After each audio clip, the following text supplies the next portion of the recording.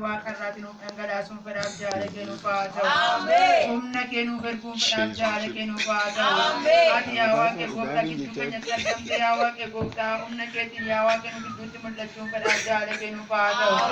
يا واقع غوتا ممو إرغمان دين إرغمان سيتنا يا واقع غوتا بيسا غوري مرغا غوري كنو لولي يا واقع غوتا جرينيا كنيا راكاني فتا مي آتاو مكا يسوع كان جيغا مي آتاو مكا يسوع كان فتا مي آتاو سغنتا كان فجو برباد مكا يسوع كان فتا مي آتاو جنت مكا يسوع إرغمان دين إرغمان سيتنا كان جيغا مي آتاو أفور سيتنا كان جيغا مي آتاو سغلي كان دفتا مي كان غوچو برباد مكا يسوع جرينيا كنيا راكان جيغا مي آتاو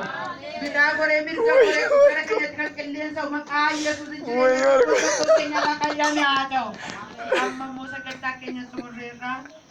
sa kaliwa ko kagipan naman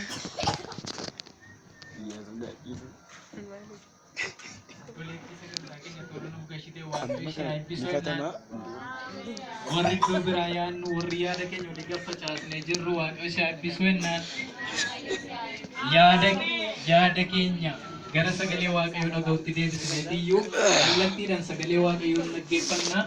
garaa guutuu waaqayyotti dhiyaachuu kan jedhu garaa guutuu waaqayyotti dhiyaachuu maanni ofii garuu deebichi nama dhibu jarri sayyuu sagantaa dheeressu nuyi waan mana keessaa waan baay'ee nu eeggata jarri sagantaa isaanii gaggabaabsanii namni gaafa sagalee waaqayyoo dubbatan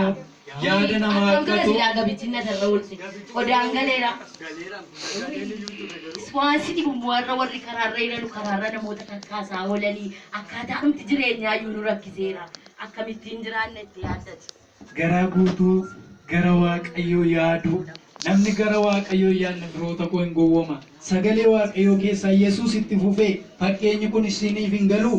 egaa attamitti fakkeenya akkan ta'e hundumaa hubatture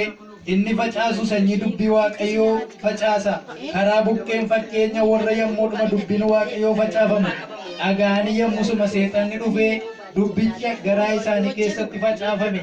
butatuuti jedhu ila yommuu sagaleen waaqayyoo dubbatamu afurri dubbii waaqayyoo garaa namaa keessaa butatu akkuma jiru